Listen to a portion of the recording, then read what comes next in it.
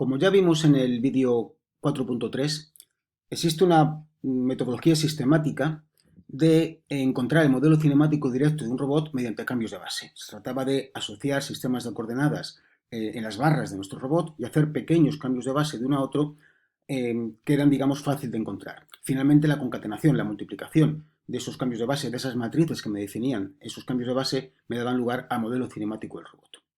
Bueno, dentro de ese procedimiento vamos a presentar el procedimiento denominado de Denavit-Hattenberg. Responde a un modo sistemático de definir dónde están los sistemas de coordenadas. Es decir, se trata de un sistema de encontrar el modelo cinemático mediante cambios de base sucesivos. Lo que aporta es que vamos a poner nuestros sistemas de coordenadas en sitios concretos. Este procedimiento fue definido por Denavit-Hattenberg antes de que existiese el concepto de robot y antes de que hubiese necesidad en los robots de resolver el modelo cinemático. Y realmente lo plantearon para cadenas cinemáticas, no de robots, sino cadenas cinemáticas de mecanismos en las cuales pues, también era necesario encontrar definir cómo estaba esa cadena organizada, cómo estaba una barra respecto de la anterior y de la anterior, etc. Bueno, bajo ese contexto, ¿qué es el procedimiento de Denavit-Hattenberg? Pues es un procedimiento de obtención del modelo cinemático directo mediante cambios de base. ¿Qué nos aporta frente a lo que hemos visto en dos vídeos anteriores, en el vídeo 4.3? Pues que sistematiza dónde vamos a poner nuestros sistemas de coordenadas. De tal manera que si ponemos los sistemas de coordenadas donde el procedimiento nos dice el paso de uno al siguiente, va a ser siempre mediante unos movimientos que se van a repetir. Es decir, en ejemplos anteriores que habíamos hecho, sin ningún motivo especial, escogíamos sistemas de coordenadas en algún sitio y esto me llevaba a que podía pasar de uno a otro, por ejemplo, trasladando en X, trasladando en Z después, rotando en Y, rotando en X, en fin, haciendo los movimientos que cada vez eran los que fuesen. Bueno, pues si escogemos los sistemas de coordenadas donde nos dice Denavit-Hattenberg, vamos a poder pasar de un sistema al siguiente siempre mediante 4 transformaciones iguales, que va a ser una rotación en Z, una traslación en Z, una traslación en X y una rotación en X. Como esos movimientos van a ser siempre los mismos, me bastará con decir cuál es la amplitud de esas traslaciones o esas rotaciones. Es decir, traslada en Z cuánto, tal valor. Traslada en X cuánto, tal valor. Dando esos valores que yo roto o traslado, tendré definida el cambio de base de uno al siguiente. ¿Y esto qué utilidad tiene? Bueno, pues primero es una pauta común para hacer estos cambios de base y no tenemos ya un poco que tener ese criterio un poco al azar. Y esto nos lleva a que todos, si todos lo hacemos igual, tengamos un lenguaje común. Yo puedo pasarle a otra persona los parámetros estos que tengo que me definen cada cambio de base y esa persona entiende perfectamente a qué me estoy refiriendo. Y cuando digo una persona lo puedo extender y llevarlo a un algoritmo de cálculo, a un programa de ordenador. Entonces hay programas de ordenador que reciben como entrada los parámetros de Denavit-Hattenberg y ellos ya son capaces de obtener el modelo cinemático o representar el robot. Por lo tanto es un lenguaje común en el cual nos referimos todos, al cual usamos todos para definir la cinemática de un robot. ¿A cambio de qué? Pues a cambio de que escoger esos sistemas de coordenadas no es fácil. Suele ser complicado y bueno, pues necesita cierta práctica para poderlo hacer con cierta agilidad. Entonces, esa es la parte complicada. Seleccionar correctamente los sistemas de coordenadas. De hecho, el procedimiento le voy a plantear que tiene 4 fases. La primera, que la veis que la he marcado en un rojo más oscuro, más intenso, es definir los sistemas de coordenadas. Desde la base, que va a ser el sistema de la base, el sistema 0, hasta el extremo, hasta el sistema n, voy a situar los sistemas de coordenadas con los criterios que el procedimiento de Denavit-Hattenberg me indica. Y esta es la parte complicada. Después, una vez que los he obtenido, encontraré los parámetros que me permiten pasar de uno al siguiente. Lo he puesto en un rojo menos intenso porque, bueno, aún, digamos, tiene su dificultad, pero digamos, una vez que están los sistemas seleccionados, no es complicado. Además, ese punto 2 me sirve para verificar que he hecho bien el punto 1. Si el punto 1 lo he hecho mal, si he escogido mal mis sistemas de coordenadas, no voy a poder encontrar los parámetros de Denavit-Hattenberg, porque no voy a poder pasar de un sistema al siguiente mediante esos 4 pasos. Luego, ya lo tengo en negro, es calcular las matrices A, es decir, los 4 pasos sé cuáles son, pues ahora se trata de formar la matriz de cambio de base que va desde un sistema hasta el siguiente. Y está en negro ese punto y el siguiente, porque eso lo puedo delegar a un programa de ordenador. Es decir, donde yo tengo que pensar, donde yo tengo que hacer mis cálculos o, digamos, aportar mi conocimiento, es en el punto 1 y 2. El punto 3 y 4 lo puedo tener implementado en un programa de ordenador y él me lo resuelve. Pero el 1 y el 2 lo tengo que asumir que lo hago yo. Bueno, ¿cuáles son estos 4 movimientos y cuáles son estos parámetros que decimos? Genéricamente sabemos que si tenemos 2 sistemas de coordenadas colocados de cualquier manera en el espacio, podemos pasar de uno a otro o podemos localizar el sistema segundo respecto al primero mediante 6 parámetros, 3 para posición y 3 para orientación. Pero yo estoy hablando de que con Dynamic-Hackenberg lo hacemos con 4. ¿Cómo es esto? Pues porque cuando he dicho que me hacen falta 6 parámetros es para cualquier sistema de coordenadas. Y los sistemas de coordenadas de Dynamic-Hackenberg no son cualesquiera, son unos concretos. Es importante que yo escoja esos sistemas de coordenadas donde me dicen para poder pasar de uno a otro con 4 parámetros. Por eso decía que si no he escogido bien mis sistemas de coordenadas, en el paso 2 no podré encontrar los parámetros. Bueno, ¿cuáles son esos 4 movimientos? Pues esos dos sistemas que yo tenía pintados abstractamente, ahora van a ser sistemas de coordenadas que están asociados a las barras de mi robot. Los tengo que poner en algún sitio concreto de las barras de mi robot. En el dibujo están puestos en articulaciones. Tener un poco de cuidado con esto. O sea, con Dynamic-Hackenberg hay que dejar un poquito de lado la intuición, por lo menos al principio, y seguir las pautas formales o, digamos, los pasos estrictos que me están marcando el algoritmo. Si me llevo por la intuición, me puedo llevar a situaciones equivocadas. Bueno, entonces lo que tengo ahí son dos sistemas que he asociado a barras de mi robot, y los 4 movimientos que voy a tener que hacer siempre, si los he escogido correctamente los sistemas, son, primero, un giro en torno al eje Z de un cierto valor. Típicamente eso va a ser el grado de libertad, Q1, por ejemplo. Salvo que el grado de libertad sea de traslación, en cuyo caso, pues ese giro no será un grado de libertad, será un valor constante. Segundo movimiento que puedo hacer, una traslación a lo largo del eje Z. Hemos dicho rotación en Z y ahora viene traslación en Z. Fijaros que la primera rotación, por ejemplo, me ha llevado X hacia la derecha para que quede alineado con el siguiente X del siguiente sistema, y ahora estoy a lo largo del Z subiendo, por ejemplo, hasta aquí. Ahora tengo mi sistema puesto aquí arriba, pero con la Z hacia la derecha. Después, el tercer movimiento que puedo hacer es trasladarme a lo largo del eje X. Avanzaré hasta ponerme aquí.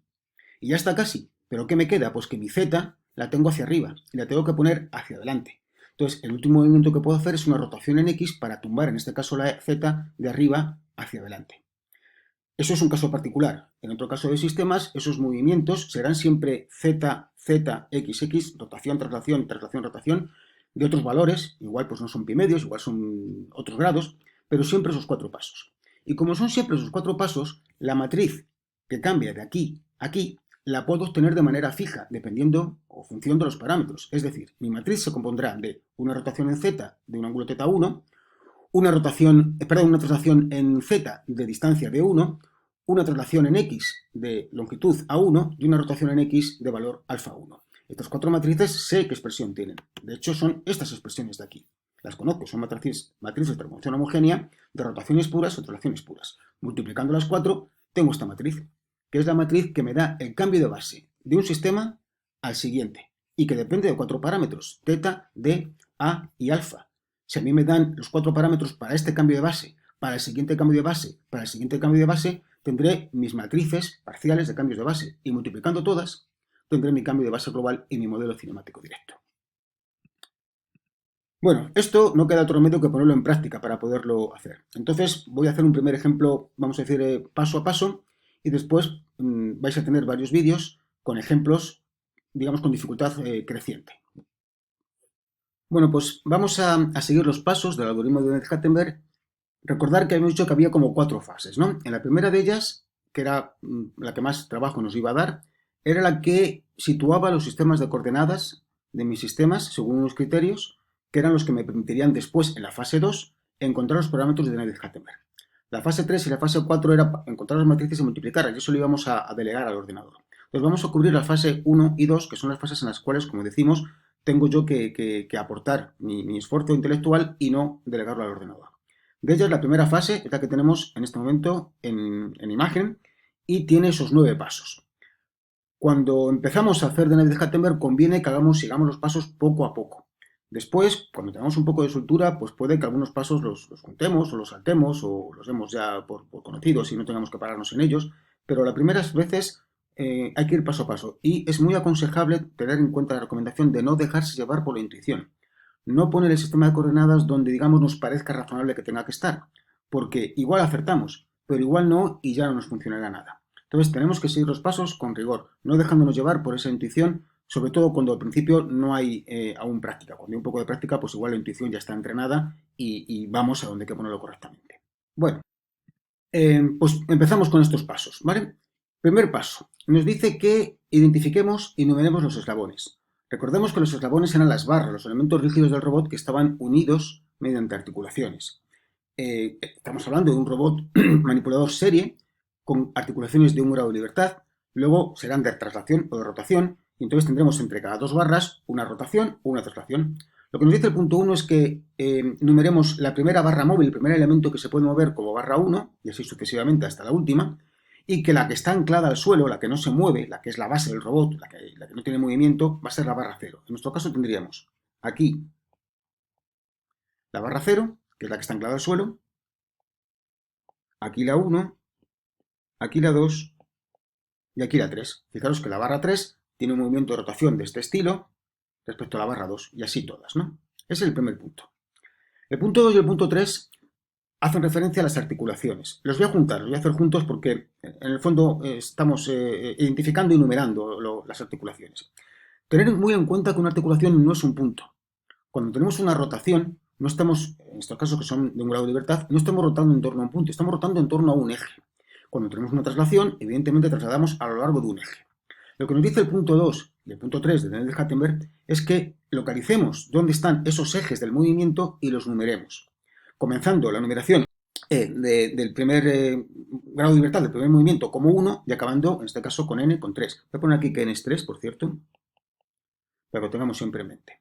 Entonces, mi primer movimiento es una rotación en torno al eje vertical, en torno a este eje. Y vamos a identificarla ahí poniendo ese circulito con 1. Ese es el primer eje de articulación. El siguiente es una rotación en torno a este eje. Voy a ponerlo aquí como el 2. Y el tercero es una rotación en torno a todo este eje horizontal. Bien, le voy a pintar únicamente a la derecha, pero sería todo el eje horizontal, evidentemente. Esos son el paso 2 y 3. Identificar y numerar los ejes de la articulación. Si es rotativa, será el eje en torno al cual se rota. Si es de traslación, será el eje a lo largo del cual se traslada. En este caso eran todas rotativas. Bien, el punto 4. Aquí hay un poquito de dificultad. Fijaros que he puesto ahí en azul algo porque es un punto que hay que prestar atención. Y la dificultad está sencillamente en que hay un desfase en los índices. Lo que nos dice es, vamos a ver dónde vamos a colocar los ejes Z. Los ejes de mis sistemas de coordenadas, pues fijaros que dice desde i igual a 0 hasta n-1, hasta 2, puesto que n es 3. Pues vamos a colocar dónde están los ejes Z0, Z1 y Z2. Pero cuando dice que se coloquen, no es que le anclemos el eje, sino que digamos sobre qué línea van a estar. Es decir, cuando llegue el momento, yo diré que mi eje Z3 estará sobre esta línea. Cuando llegue el momento, aún no he dicho por qué. O el Z2, estará sobre esta línea, pero no voy a fijar el punto. Voy a indicar sobre qué línea están, ¿vale? Sobre qué eje voy a situar los correspondientes vectores Z. Entonces, esto tenemos que hacerlo desde Z0 hasta Zn-2, hasta Z2.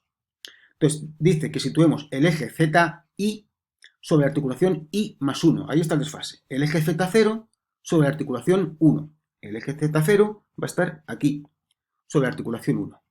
El eje Z1 sobre la articulación 2. Aquí va a estar el eje Z1. Y el eje Z2 sobre la articulación 3. Aquí. Sé que están en esas líneas, pero no he fijado en los orígenes. Eso va a venir después. Recordad, ZI sobre la articulación I más 1. Z1 sobre el circulito que hemos marcado como 2. Siguiente punto. El punto 5. Ahora es cuando vamos entre el 5 y el 6, vamos a empezar a situar los orígenes. Vamos ya a anclar los orígenes. Es decir, he dicho que Z2 está aquí, pero no he dicho si está aquí, aquí, aquí o aquí. En los puntos 5 y 6 vamos a cubrir esa fase. De hecho, en el punto 5 vamos a hacerlo para el sistema 0, para Z0. Y en el sistema Z0 nos dice, entre comillas, que le pongamos donde queramos. Digo entre comillas porque si tengo un robot real y tengo el manual de ese robot, pues seguramente en ese manual me dirá desde dónde mide él, o sea, cuál es su sistema de base. Cuando él le mando un punto, le mando unas coordenadas, le va a estar midiendo respecto a un sistema de referencia que viene en el manual. Y debería usar ese mismo sistema. Pero si no me lo dicen, como es el caso de este ejercicio, voy a poner el Z0 donde quiera, siempre y cuando, lógicamente, sobre ese eje 1. Entonces, puedo ponerle en cualquier punto de esta línea. Lo podía poner aquí arriba, lo podía poner incluso aquí, totalmente fuera del espacio del robot, ¿no? Pero el sitio que parece más prudente en este momento es ponerle aquí. No es obligatorio, puedo ponerlo donde quiera, ¿vale? Lo voy a tomar ahí porque parece un sitio razonable. Y me dice que X0 y Y0 los ponga también donde quiera, pero formando un sistema de estrógeno con Z0. Es decir, yo podría poner la X0 para afuera y la Y para la derecha. Pero también podría poner la X para la derecha y la Y para adentro. Como quiera. Lo que sí, tener en cuenta que si yo tomo una decisión y resuelvo mi modelo cinemático para este robot con esa decisión, imaginad que la decisión que he tomado es que voy a poner la X para acá y la Y para allá. Y otra persona encuentra el modelo cinemático también para este robot, pero toma la decisión de que va a poner la X para acá y la Y para acá. Evidentemente, la matriz que relaciona este sistema de la base con el sistema del extremo va a ser diferente para cada uno de los dos. Entonces no me saldrá el mismo modelo cinemático, estará girado 90 grados. Entonces, donde quiera, pero si quiero comparar, tenemos que hacerlo con el mismo sistema de referencia. Bien, punto más complicado, el punto 6. Aquí es donde suelen estar los mayores problemas, ¿vale? Nos va a situar los orígenes del Z1 o el sistema 1 y del Z2, puesto que hay que ir hasta n-1 y el Z0 ya lo hemos hecho. Entonces hay que situar Z1 y Z2. Aparece explicado cómo se debe hacer, pero lo voy a traducir esto a una cosa un poco más críptica, más compacta, para que lo podamos tener escrito y aplicarlo de un solo vistazo a cada sistema. Entonces, lo que nos dice es que tenemos que escoger el sistema. A ver, vamos a ponerlo aquí. El origen del sistema S sub i en la intersección de Z sub i con la, voy a poner intersección de esta manera, con este símbolo, con la perpendicular común a ZI menos 1 y ZI. Bien, eso lo tengo que aplicar para i igual a 1 y para i igual a 2. Lo que he puesto ahí es que ese origen del sistema S sub i está donde se cortan, donde intersectan ZI con la línea perpendicular común a ZI-1 y ZI. Una consideración que hago ahora, y que ahora en este ejemplo pues no creo que no va a haber problema con ella, pero que en general tener en mente. Dos líneas perpendiculares se cortan. Estas dos líneas no son perpendiculares. Estas sí, pero estas no, ¿vale? Tienen que cortarse para que sean perpendiculares. Tener esto en cuenta porque por experiencia sé que a veces no se localiza bien esta perpendicular pensando en que con esto ya se es perpendicular. Tienen que cortarse. Bien. Vamos entonces a aplicar esto para igual a 1 y para igual a 2. Para igual a 1. El origen del sistema 1 está en el corte, en la intersección de Z1 con la perpendicular común ZI-1 será Z0 y Z1. Fijaros que lo que me está diciendo es que, lógicamente, el origen del sistema 1 tiene que estar en algún sitio del eje que he escogido como Z1. Si he escogido Z1, por cierto, perdonadme, pero me doy cuenta que no he marcado aquí la X sub 0, finalmente decido que la pongo así y la Y para adentro. Bueno, pues entonces digo que si el eje Z1 está aquí, necesariamente el origen estará en algún punto de esa línea. Por eso dice que es en el corte de Z1. Con la perpendicular común a Z0 y Z1. Bien, Z0 es esta. Z1 es esta. La perpendicular común es esta. ¿Vale? Eso es lo que tenéis que ver. Esa línea de ahí, que es la que corta 90 grados, intersectándola a Z0 y Z1. Entonces tengo que buscar el corte de Z1 con esa línea que acabo de marcar más gruesa, con esta que estoy marcando ahora de nuevo gruesa. Bien, pues ese punto es este de aquí. Parecía intuitivo, sí, es cierto. En este caso es el punto que, digamos, me parecía donde iba a caer. Pero no siempre es así, ¿vale? Entonces, seguir las reglas paso a paso y no dejaros llevar siempre por la intuición.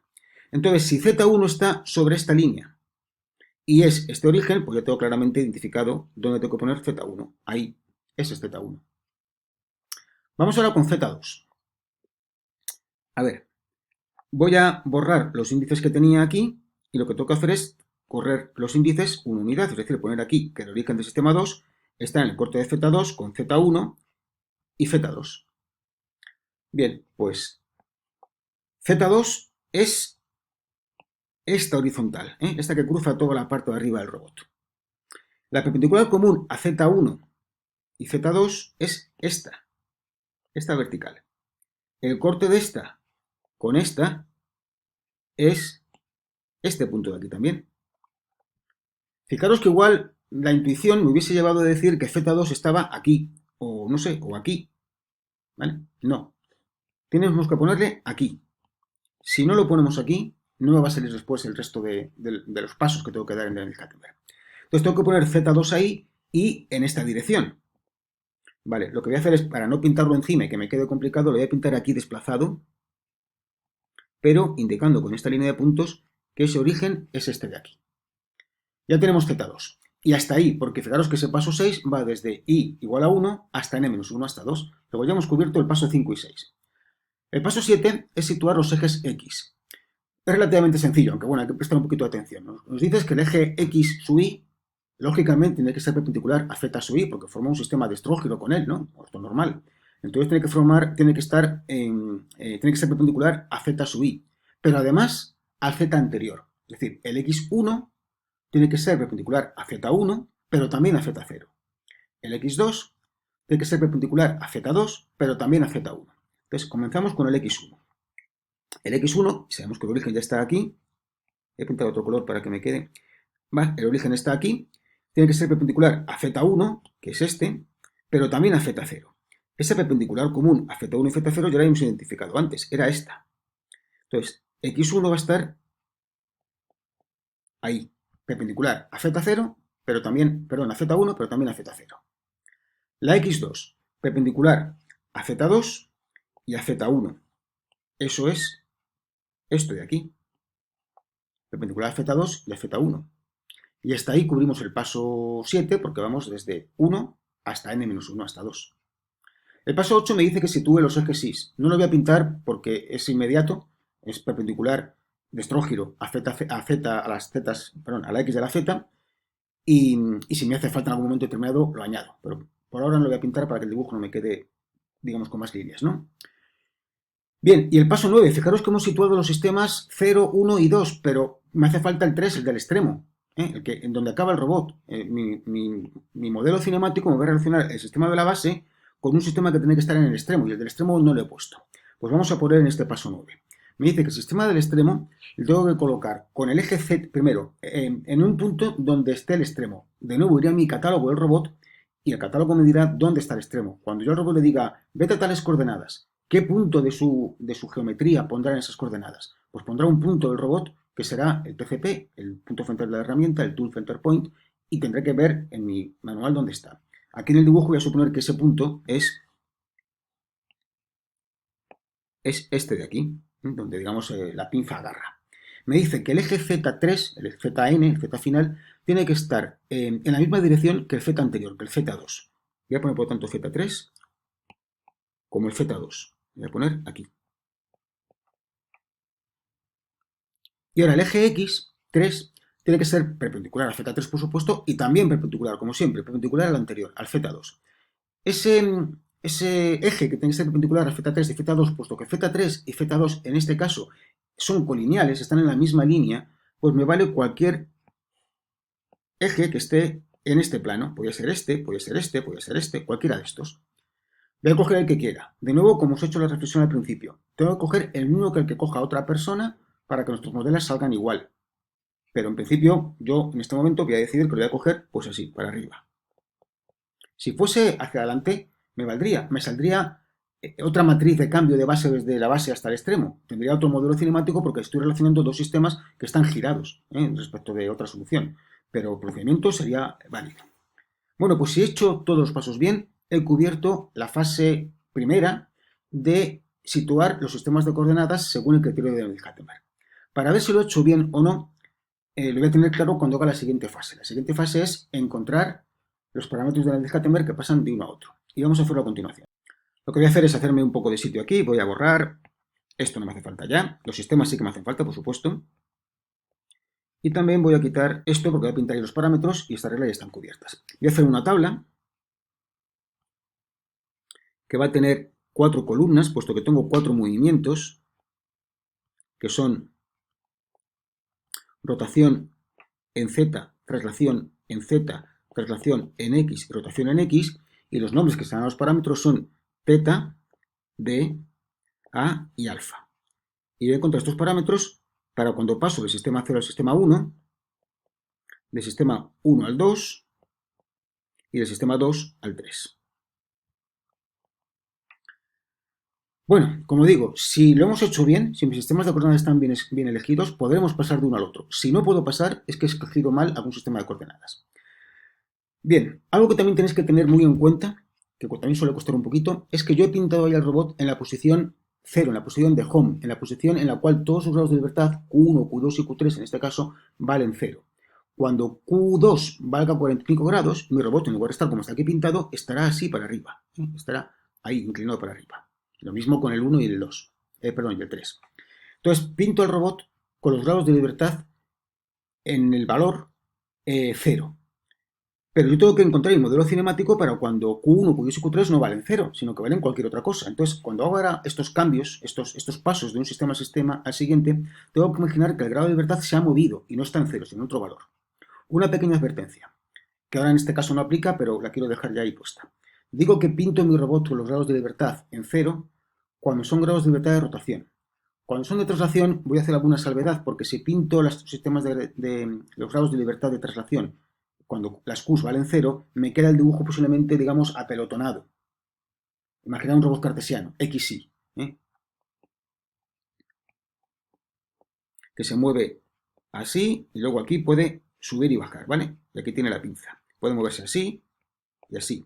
Si lo pinto en 0, pintaría todo aquí, en el origen, y sería algo difícil de ver. Entonces, cuando tenga grados de libertad de traslación, no lo pintaré en 0. Marcaré en qué valor lo pinto y ya está. Pero aquí sí, rotación, todos valen 0. Bueno, pues vamos a ver cómo pasamos del sistema 0 a sistema 1.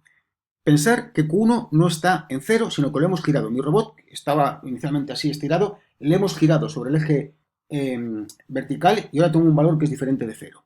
Es decir, pensar también como regla mano derecha, dedo pulgar hacia arriba para marcar la dirección del eje Z0 que hemos pintado para arriba.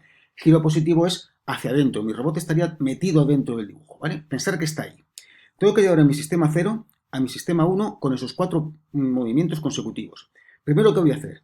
Voy a girar en torno al eje Z un ángulo Q1 para que el X0 vuelva a estar debajo del X1. En el dibujo está debajo, pero es que en el dibujo está pintado para Q1 igual a 0. Cuando Q1 valga otra cosa, si lo miro desde arriba, tendré aquí mi robot, esto será visto desde arriba, será visto desde aquí, tendré aquí la X0, cuando aún no he girado, estará también aquí la X1, realmente estará aquí delante la X1, aquí, pero cuando he girado grado de libertad 1, la X1 estará aquí. Entonces, lo primero que voy a hacer es arrastrar mi sistema 0 girándolo en torno al eje Z Q1 grados para que el 0 de nuevo quede alineado con el X1. ¿Bien? Bueno, hacemos esto. Bien, entonces eso es un giro de Q1. Girando Q1, pongo el X0 alineado con el X1. ¿Qué hago después? Pues lo siguiente que puedo hacer, miro a ver si me hace falta y veo que sí, es subir, desplazarme, trasladarme a lo largo del eje Z para pasar desde aquí hasta aquí. Voy a subir toda esta distancia. Esa distancia es 2. Luego me traslado a lo largo del eje Z0, una distancia 2. Recordad que estamos diciendo los movimientos respecto a los ejes móviles. Bien, siguiente cosa que puedo hacer si me hace falta, y me va a hacer falta. Trasladarme a lo largo del eje X una distancia D. Hemos conseguido hasta ahora poner al sistema aquí arriba y con la X para acá. Bueno, pues ahora lo que me dice es que si me hace falta, y me hace falta, tengo que avanzar esta distancia de aquí, a lo largo del eje X, para acercar mi sistema que estoy arrastrando al sistema 1. Entonces tengo que desplazarme, fijaros que la distancia me dice aquí arriba, que es una distancia de 1. ¿Qué tengo ya? Tengo mi sistema que he ido arrastrando con el eje X para acá, con el eje Z para acá. ¿Vale? Aquí donde os lo estoy poniendo. El eje Z hacia la derecha, perdón, el eje X hacia la derecha y el eje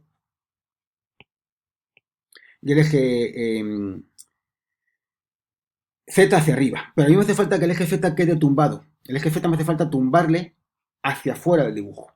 Y para eso la opción que tengo es girar alrededor del eje X, mano derecha, pulgar en la dirección del eje X, hacia la derecha, y girarle, en este caso 90 grados. De esa manera tumbaré mi eje que he arrastrado hasta aquí. Entonces giro aquí pi medios. Con esto me he llevado mi sistema 0 hasta el sistema 1. Le he girado, le he subido, le he desplazado a la derecha y le he girado. Y lo he convertido en el sistema 1. Ya he hecho el primer cambio de base, he podido hacerlo. Buen síntoma porque eso me indica que sí que tengo bien escogido mis sistemas de coordenadas. Bueno, del 1 al 2. Fijaros que en el caso del 1 y el 2 coinciden los orígenes. Cuando los orígenes coinciden, no tengo que hacer traslaciones, porque no tendré que moverme en ninguna dirección, los orígenes están pegados. Entonces, bueno, eso ya lo sé un poco por anticipado. Lo primero que voy a tener que hacer, de nuevo, imaginar que mi grado de libertad 2, este que tiene este movimiento, ¿vale?, ha girado. Q2 no vale 0, sino que se ha levantado. Q2 está aquí, esta barra está levantada, un ángulo Q2. Mi grado de libertad, mi sistema de referencia 1, mi eje X1 si queréis, está hacia adelante. Y mi sistema de referencia X2 está hacia arriba si Q2 vale 0. Y encima, si Q2 vale algo más, estará ahí, tumbado hacia la izquierda. Es decir, aquí puesto. Ahí. Entonces, ¿cuánto tengo que girar en torno al eje Z para que X1 se ponga encima de X2? Pues tengo que girarle. De entrada, pi medios. Con eso ya pondría la X1 hacia arriba. Pero ahora tengo que girarle lo que me ha girado la libertad. Es decir, más Q2. Ahí ya tengo la X1 encima de la X2. Como los orígenes coinciden, no hay desplazamiento. No hay traslación en X, no hay traslación en Z, 0 y 0. Pero ahora mi eje Z1 está hacia afuera. Sale del dibujo hacia mí. Y mi eje Z2 está hacia la derecha. Luego me hace falta girar en torno al eje X 90 grados positivos, pulgar hacia arriba, en la dirección del eje X positiva, y giro 90 grados para hacer coincidir los dos ejes Z. Ahí tenemos el último movimiento que tengo que hacer para pasar de 1 a 2. Y vamos por el último cambio de base, por el último de movimientos que me dan lugar al último cambio de base, del 2 al 3. Bueno, pues de nuevo, pensar que el grado de libertad 3 ha girado, esta muñeca ha girado. Entonces mi eje X, que inicialmente le tenía, mi eje X, aquí he puesto un 2 y es un 3. Mi eje X3, que estaba hacia arriba, cuando he girado Q3, está pues tumbado hacia mí, sale del dibujo hacia mí, un ángulo Q3. Entonces, para que el X2 coincida con el X3, lo primero que hay que hacer es girar el sistema 2 Q3. Y de esta manera X2 ya está paralelo, alineado paralelo con X3. Luego tengo que avanzar a lo largo del eje Z desde aquí hasta aquí, esta distancia. Esta distancia me están diciendo que es 2. Y cuando ya tengo ahí delante los orígenes coincidentes y los ejes X coincidente, no me hace falta moverme en X, no me hace falta subir ni bajar, 0. Y los zetas coinciden también, Z2 y Z3 en este caso son iguales, luego 0. Esa es mi tabla. He sido capaz de encontrar 4 movimientos en cada caso que pasaban de un sistema al siguiente. Luego los sistemas de coordenadas están bien escogidos. Con esta tabla tengo ya definido cinemáticamente el robot. Los siguientes pasos, que son los que voy a delegar ya para que los haga el ordenador, es calcular la A01, que tiene una expresión, que la hemos puesto un par de transparentes antes, pero que a fin de cuentas es una rotación en Z de Q1, una traslación en Z de 2, una traslación en X de 1 y una rotación en X de pi medios. Esa matriz tiene una expresión que depende de Q1, lógicamente, y me da la A01. Lo mismo con la A12 y con la A23. Y cuando tenga las tres, las multiplicaré consecutivamente A01 por A12 por A23 y tendré la matriz que me relaciona el sistema de la base con el sistema del extremo. Esa matriz dependerá de Q1, Q2 y Q3. Esta matriz T, que es el producto de A01 por A12 por A23, depende de Q1, Q2 y Q3. Y ese es mi modelo cinemático directo.